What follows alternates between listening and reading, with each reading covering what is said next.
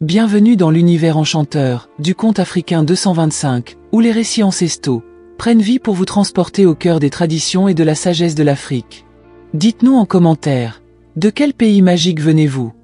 Je jure si tu veux réussir dans ta vie avec foi. Ou si tu reconnais que Dieu fait beaucoup de grâce dans ta vie. Dis Amen en commentaire. Like la vidéo, et abonne-toi pour ne pas regretter. Il était une fois deux amis qui vivaient dans un magnifique duplex à Lagos. Leurs noms étaient Ger et Enola, et elles étaient amies depuis plus de 10 ans. Leur amitié était de celle que les autres enviaient, une amitié solide et indéfectible, forgée dans le sacrifice, la guérison et la douleur. Tout avait commencé 10 ans auparavant, par une nuit fatidique où Enola rentrait du travail. Elle trouva une jeune femme inconsciente au bord de la route, battue, ensanglantée et à peine en vie. Horrifiée, Enola s'arrêta, le cœur battant, criant pour demander de l'aide, faisant signe aux voitures qui passaient, implorant les motocyclistes et interpellant les commerçants. Mais personne ne s'arrêta. Les gens traversaient la route pour éviter de s'impliquer. Alors, Enola agit seule. Elle souleva la jeune femme pour la mettre dans sa voiture et conduisit directement à l'hôpital, où l'on confirma que la femme avait subi un traumatisme crânien sévère, entraînant une perte totale de mémoire. À son réveil à l'hôpital, la jeune femme, terrifiée, avait l'esprit vidé par l'incident. Elle ne se souvenait ni de son nom ni de son passé, ce qui troubla profondément Enola, qui ne savait que faire. Elle contacta la police et plusieurs médias pour signaler l'incident, espérant retrouver sa famille. Mais tous ses efforts furent vains, personne ne se manifesta pour la réclamer. Ne sachant que faire, Enola décida de la ramener chez elle. Elle l'accueillit dans son petit appartement, prenant soin d'elle, lui offrant des vêtements, des chaussures et de la nourriture. Enola la traita comme la sœur qu'elle n'avait jamais eue et lui donna même le nom d'Ajok, un nom qu'elle avait toujours admiré. À partir de ce jour, Ajok devint sa véritable amie, sa sœur, sa confidente la plus loyale. Enola l'aida à guérir, lui apprit à utiliser un ordinateur et finit par lui trouver un emploi dans la même agence de publicité où elle travaillait. Ensemble, elles progressèrent, passant du petit appartement à un magnifique duplex à Lekki. Elles partageaient tout, vêtements, rêves, secrets, et même les mêmes goûts culinaires. Pour tous, elles étaient inséparables. Beaucoup pensaient même qu'elles étaient sœurs, ce qui renforçait leur lien, car Enola faisait confiance à Ajok au point de lui confier sa vie. Un soir, en rentrant du travail, elles rencontrèrent un homme grand et séduisant qui leur proposa de les raccompagner chez elle. Elles attendaient un taxi au bord de la route quand son SUV de luxe s'arrêta. Il s'appelait Bulaji et avait un faible pour Enola. Pendant tout le trajet, il chercha à la connaître et prit son numéro lorsqu'ils arrivèrent chez elle. Enola était excitée mais le cachait. Une fois à la maison, Ajok la taquina en disant qu'elle avait trouvé son futur mari. « Dieu, non !» répondit Enola en riant, avant qu'elles ne regagnent leurs chambres respectives. Peu après, Bulaji appela pour inviter Enola à dîner ce soir-là. Il ne pouvait attendre de la revoir, et Enola était tout aussi enthousiaste.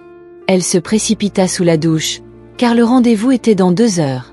Ajok entra dans sa chambre pour emprunter son chargeur, et Enola lui parla du rendez-vous avec Bulaji. « Tu ne trouves pas ça un peu précipité ?» demanda Ajok. Enola la rassura, disant que ce n'était qu'un rendez-vous sans conséquence. « Les hommes qui vont trop vite sont des signaux d'alarme. »« Sois prudente » ajouta Ajok, tandis qu'Enola lui tendait le chargeur avec un sourire. « Tout ira bien, Ajok. Pas besoin de s'inquiéter. » répondit-elle alors que Bulaji appelait pour annoncer qu'il était garé devant chez elle. Enola ne pouvait cacher son excitation. Elle adressa un large sourire à Ajok en quittant la maison pour rejoindre Bulaji. Bulaji, gentleman, lui ouvrit la portière de la voiture et lui offrit un bouquet de fleurs. « Tu es magnifique, ma chère », dit-il en refermant doucement la portière avant de reprendre le volant. Leur soirée fut magique. Bulaji l'emmena dans l'un des meilleurs restaurants de Victoria Island, où la vue sur l'horizon de Lagos se reflétait dans le lagon en contrebas. L'air était doux, la musique feutrée, et la façon dont il la regardait, comme si elle était la seule femme au monde, fit qu'Enola se sentit vue comme jamais depuis des années. Ils parlèrent de tout, son enfance à Ibadan, sa passion pour l'écriture, son entreprise technologique, ses rêves d'ouvrir un jour sa propre agence de publicité. Sans s'en rendre compte, minuit approchait. Bulaji la raccompagna doucement. Il ne tenta rien, ne demanda pas à entrer. Il se contenta de dire qu'il aimerait la revoir. Enola rentra chez elle, flottant sur un nuage. Ajok était assise sur le canapé, prétendant consulter son téléphone. « Alors, c'était comment ?» demanda-t-elle en fixant Enola, qui se laissa tomber sur le canapé avec un grand sourire. « C'était parfait, répondit-elle. Ajok rit doucement et se leva. « Fais juste attention, c'est tout ce que je dis, dit-elle avec un sourire avant de regagner sa chambre. Mais à l'intérieur, son cœur se tordait. Ajok ne comprenait pas pourquoi ce n'était pas elle. Après tout, elle était plus belle qu'Enola, plus voluptueuse, plus attirante. Pourquoi elle, pensa-t-elle, bouillonnant de colère en entrant dans sa chambre. Le lendemain matin, Ajok fut réveillée par les rires bruyants d'Enola dans sa chambre. Elle parlait à Bulaji, et cette pensée l'irrita au plus haut point. Allongée sur son lit, les draps tirés jusqu'au menton, elle fixait le plafond tandis que les rires d'Enola résonnaient dans la maison. Ce rire, autrefois si doux et chaleureux, lui vrillait désormais l'esprit comme des ongles sur un tableau noir. Ajok ferma les yeux. Chaque minute qu'Enola passait au téléphone était une insulte personnelle, un rappel qu'Enola semblait toujours briller plus fort, sourire plus doucement et réussir plus facilement. Il y a 10 ans, Ajok n'avait rien, pas même un nom. C'était Enola qui lui avait tout donné, y compris son nom. Mais maintenant, la personne qui l'avait sortie du caniveau était celle qu'elle méprisait le plus. Ajok ne supportait pas qu'Enola tombe amoureuse de Bulaji. Elle aussi l'aimait et le voulait pour elle. Au fil des semaines, Enola et Bulaji devinrent inséparables. Ils se voyaient presque tous les jours, et lorsqu'ils n'étaient pas ensemble physiquement, ils étaient en appel vidéo, s'envoyant des messages ou des notes vocales remplies de rires et de flirts. Chaque jour, Ajok écoutait derrière des portes fermées. Elle prétendait ne pas entendre ni s'en soucier, mais au fond, elle brûlait de jalousie et de colère. Le jour où Enola mentionna en passant que Bulaji souffrait de TOC fut celui où le plan tordu d'Ajok commença à prendre forme. Il est super maniaque, Ajok, genre effrayant. Il a quitté sa maison pendant des semaines parce qu'il avait vu une cafard. Il a engagé des nettoyeurs pour tout désinfecter avant de revenir, raconta Enola en riant, tout en épluchant des ignames dans la cuisine. Ajok força un rire. Ce n'est pas maniaque, c'est de la folie. Non, j'aime ça, répondit Enola avec un sourire, expliquant que les hommes propres étaient son genre. Ajok ne dit rien. Elle resta là, à faire défiler son téléphone, tandis que son esprit élaborait le meilleur moyen de mettre son plan diabolique à exécution. Quelques jours plus tard, alors qu'Enola se précipitait à une réunion, elle oublia son téléphone sur le comptoir de la cuisine. Ajok tomba sur le téléphone et décida d'exécuter son plan.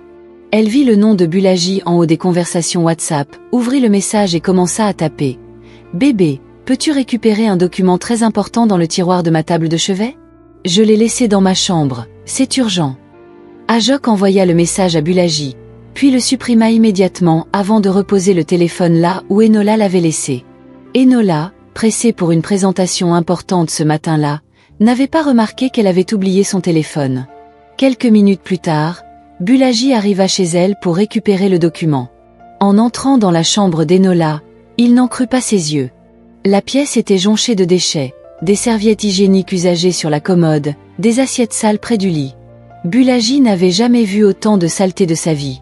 Il sortit en courant, suffocant, monta dans sa voiture et partit. Ajok ne pouvait cacher son excitation. Elle nettoya rapidement la chambre avant le retour d'Enola, pour ne pas risquer qu'elle la trouve dans cet état. Quelques minutes plus tard, Enola revint chercher son téléphone.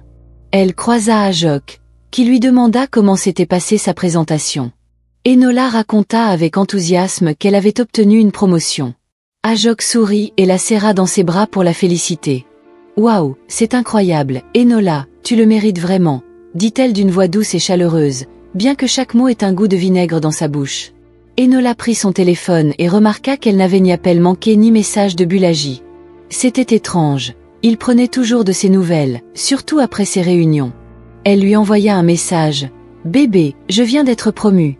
J'ai hâte de tout te raconter. » Elle attendit les doubles coches bleues, mais rien. Elle essaya d'appeler. Ça sonna une fois, puis plus rien. « Réseau », marmonna-t-elle, bien qu'un nœud silencieux commençait à se former dans sa poitrine.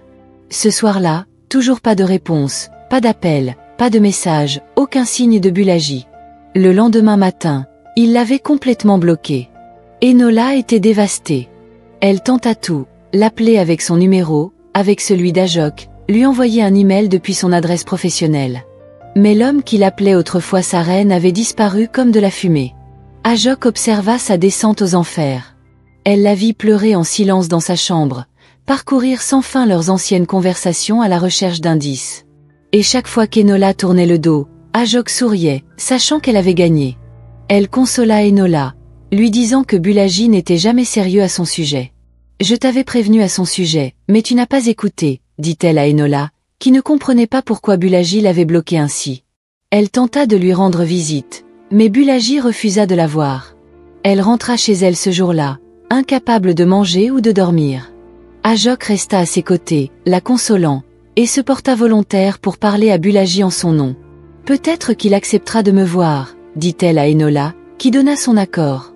Ajok quitta la maison, vêtue d'une robe moulante qui mettait ses courbes en valeur. Elle ne ressemblait pas à quelqu'un qui allait réparer une relation brisée. Elle semblait vouloir la remplacer. Quand Bulaji ouvrit la porte et la vit, il fut surpris. « Ajok, dit-il, reculant légèrement. Elle sourit. « Salut, Bulaji.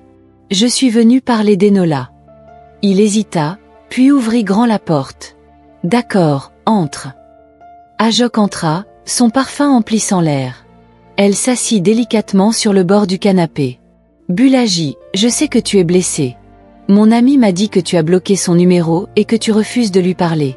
Je sais que ce qu'elle a fait pour que tu prennes cette décision doit te faire beaucoup de mal. Je suis venu te réconforter, car je ne comprends pas comment mon ami peut passer à un autre homme aussi vite, » dit Ajok à Bulaji, qui ne put contenir son choc. « Elle est avec un autre homme maintenant ?» demanda-t-il. Ajok lui mentit, disant qu'Enola sortait désormais avec leur patron, qu'il avait récemment promu. Bulaji, abasourdi, resta assis, sous le choc de la révélation. Ajok s'approcha pour le réconforter. « Je suis toujours là si tu as besoin d'une épaule sur laquelle t'appuyer, » dit-elle en posant ses lèvres sur les siennes pour l'embrasser. Mais Bulaji ne répondit pas. Il resta impassible tandis qu'Ajok proposa de lui préparer à manger. Elle se rendit dans la cuisine, excitée, pour préparer un délicieux plat de sauce au curry et de riz, se souvenant qu'Enola avait dit que c'était le plat préféré de Bulaji. Ajok évoluait dans la cuisine comme une reine revendiquant son territoire. Son cœur palpitait de triomphe tandis que l'odeur du curry emplissait l'air. Elle fredonnait en dressant la table et revint dans le salon avec un plateau de riz fumant et de sauce, garni exactement comme Enola disait que Bulaji l'aimait. Mais quand elle entra dans le salon, Bulaji n'était plus là.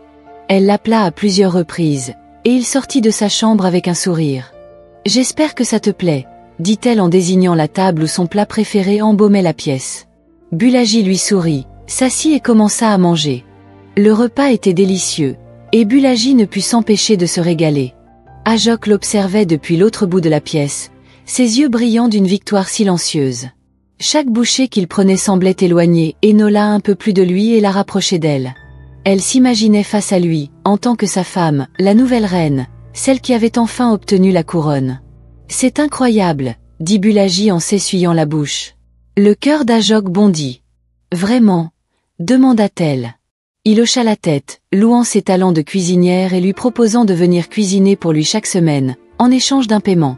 Ajok refusa l'argent. « Je le ferai gratuitement. » Bulaji la remercia pour sa gentillesse. Ajok rentra chez elle quelques heures plus tard et trouva Enola impatiente d'entendre son compte-rendu. « Bulaji a juste besoin de temps. Il a dit que tu l'étouffais avec tes appels et messages constants.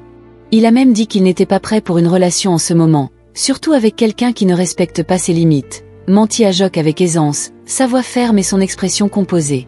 Le visage d'Enola s'effondra, son cœur s'effondrant comme une pierre dans l'eau. Elle s'assit lentement sur le canapé, frottant ses paumes l'une contre l'autre tandis que les larmes coulaient de ses yeux. « Peut-être que j'étais trop collante, » dit-elle à Ajok, qui s'assit à ses côtés et posa une main réconfortante sur son dos. « Ne te reproche rien, c'est sa perte. Comment un homme peut-il voir tout l'amour que tu as à offrir et le rejeter ?» dit-elle à Enola, qui éclata en sanglots, brisée. Elle ne pouvait croire que Bulaji lui ait fait cela. Elle demanda à Ajok de ne plus jamais parler de lui chez elle. Enola se concentra sur son travail, tandis qu'Ajok gardait son secret. Elle rendait visite à Bulaji 2 fois par semaine pour cuisiner, utilisant cette excuse pour se rapprocher de lui. Mais malgré ses efforts, ses plats, ses contacts subtils et ses compliments soigneusement répétés, Bulaji restait distant. Poli, oui, reconnaissant même, mais jamais proche, jamais chaleureux. Pourtant, Ajok persistait. Un soir de pluie, Elle arriva tard chez lui avec des courses, son maquillage impeccable, sa robe plus moulante que d'habitude. « Désolée pour le retard », dit-elle, essoufflée, secouant les gouttes de son parapluie. Bulaji lui adressa un faible sourire et l'invita à entrer. Son amie était là quand elle arriva. Ajok le salua et se rendit directement dans la cuisine pour préparer le repas. Cette fois, elle prépara de la dinde grillée et des frites jollof. L'arôme emplit la maison, et lorsqu'elle eut fini, il était presque minuit, et était déjà parti. Bulaji ne voulait pas qu'elle rentre si tard, alors il lui offrit une chambre pour la nuit. « Tu devrais rester », dit-il en se lavant les mains à l'évier. Le cœur d'Ajok bondit de joie. « Tu es sûr ?» demanda-t-elle doucement, bien que c'était ce qu'elle avait espéré. Il hocha la tête et lui montra la chambre d'amis. « Sers-toi de tout ce dont tu as besoin, » dit-il. Ajok était ravie. Elle avait espéré un moment comme celui-ci, où elle pourrait enfin avoir Bulaji pour elle seule. Elle resta dans sa chambre, attendant le bon moment pour agir. Quelques heures plus tard, elle se rendit dans la chambre de Bulaji et la trouva vide. Elle fouilla toute la maison, mais il était introuvable. Ajok était furieuse. Elle ne pouvait croire que Bulaji l'avait laissée seule chez lui. Elle attendit avec colère l'aube et rentra directement chez elle, où elle trouva Enola, qui lui demanda d'où elle venait à une heure aussi matinale. « En quoi ça te regarde ?» explosa Ajok en entrant dans la maison, où elle trouva Bulaji assis dans leur salon. « J'espère que tu as passé une bonne nuit, » dit Bulaji à Ajok, qui se mit à trembler en se tournant vers Enola pour implorer son pardon. « Ce n'était pas intentionnel, » dit-elle, blâmant le diable pour tout ce qu'elle avait fait. « Tu veux dire que c'est le même diable qui t'a poussé à empoisonner le bébé de ta propre sœur il y a 10 ans, ou parce que tu voulais épouser son riche mari ?» Ajok se mit à trembler et à supplier pour qu'on ne prévienne pas la police. « Je vais tout avouer, » dit-elle à Enola, qui n'en croyait pas ses oreilles. Ajok avait fait semblant pendant toutes ces années. Sa mémoire était intacte, mais elle avait prétendu l'avoir perdue pour qu'Enola l'accepte dans sa vie. 10 ans plus tôt, Ajok, alors connu sous le nom de Biliki, avait mis une substance toxique dans le lait du bébé de sa sœur à Ibadan. Elle enviait sa sœur Toyosi, mariée à un homme très riche. Ajok voulait briser leur mariage, alors elle empoisonna et tua le bébé, pensant que personne ne le découvrirait. Puis elle engagea un groupe d'hommes armés pour tuer sa sœur Toyosi. L'un d'eux s'avéra être quelqu'un que Toyosi avait aidé par le passé. Au lieu de tuer Toyosi, ils s'en prirent à Ajok, l'abattant à mort et abandonnant son corps dans un fossé à Lagos, pensant que personne ne la sauverait. Ajok prétendit avoir perdu la mémoire, car elle ne pouvait risquer de retourner à Ibadan, sachant ce que les hommes lui feraient s'ils la retrouvaient. L'ami de Bulaji, s'avéra être l'officier de police qui travaillait sur l'affaire il y a 10 ans, lorsqu'elle avait disparu. En visite depuis Ibadan, il vit Ajok chez Bulaji et révéla à ce dernier qu'elle était en réalité Biliki Adayor, recherchée pour le meurtre du bébé de 6 mois de sa sœur et la tentative d'assassinat de Toyosi Adayor. Bulaji, choqué, ne voulut pas éveiller ses soupçons. Il la laissa dormir chez lui et se précipita chez Enola pour confirmer l'information. C'est alors qu'il réalisa qu'Ajok avait menti sur tout ce qu'elle avait dit à propos d'Enola. Enola comprit aussi qu'Ajok lui avait menti en disant que Bulaji ne voulait plus de leur relation. « Elle a dit que je t'étouffais », dit Enola à Bulaji, qui lui révéla qu'Ajok lui avait dit qu'elle était passée à son patron. Enola ne pouvait croire que la personne en qui elle avait le plus confiance l'avait trahi à ce point. Ils restèrent là, pétrifiés, tandis que la police faisait irruption dans la maison et emmenait Ajok. Enola n'en revenait pas d'avoir vécu avec une meurtrière pendant toutes ces années. Son bon cœur avait accueilli un serpent dans sa maison. Alors qu'Enola regardait la police traîner Ajok dans leur fourgon, celle-ci hurlait. « Je ne voulais pas tuer le bébé, je voulais juste que Toyosi souffre. Je voulais la vie qu'elle avait. » Ses yeux étaient hagards, son mascara coulait comme de l'encre d'une dent pourrie. L'officier resta impassible en la forçant à monter dans le fourgon. Enola restait figée, les mains tremblantes, repensant à tout. La maison, autrefois emplie de rire, était maintenant lourde de trahison.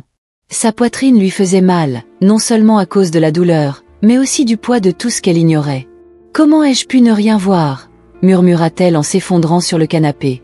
Bulaji s'assit à ses côtés, prenant doucement sa main. « Elle a utilisé ta bonté, mais elle n'a pas gagné, » dit-il. Enola le regarda, les yeux scrutateurs. « Mais comment ai-je pu manquer tous les signes ?»« Parce que ton cœur était pur, » répondit-il. « Tu l'as aimé sans suspicion. Tu as sauvé une femme qui ne méritait pas ton amour. » Enola tira une leçon ce jour-là, ne pas faire confiance aveuglément. Ajok fut condamné à la prison à vie après des preuves accablantes, y compris sa propre confession, qu'il a liée au meurtre du bébé et à la tentative d'assassinat de sa sœur Toyosi. Bulaji se rapprocha d'Enola, qui s'avéra être son âme sœur. Ils se marièrent 1 an plus tard et vécurent heureux pour le reste de leur vie. La leçon à tirer de cette histoire est que la bonté sans prudence peut être dangereuse. Enola ouvrit son cœur et sa maison à quelqu'un qu'elle croyait sans défense, pour découvrir qu'elle avait abrité une vipère. L'amour et l'amitié se construisent sur la confiance, mais cette confiance doit être méritée, pas donnée aveuglément. Tous les sourires ne sont pas sincères, et toutes les larmes ne signifient pas du remords. Parfois, les personnes que nous aidons le plus sont celles envoyées pour nous détruire. En vie, soyez gentils, mais n'ignorez jamais les avertissements silencieux de votre esprit. Ils pourraient être votre seul bouclier contre la trahison. J'espère que vous avez apprécié cette histoire. La prochaine fois, je vais prendre le nom des bavards et des absents.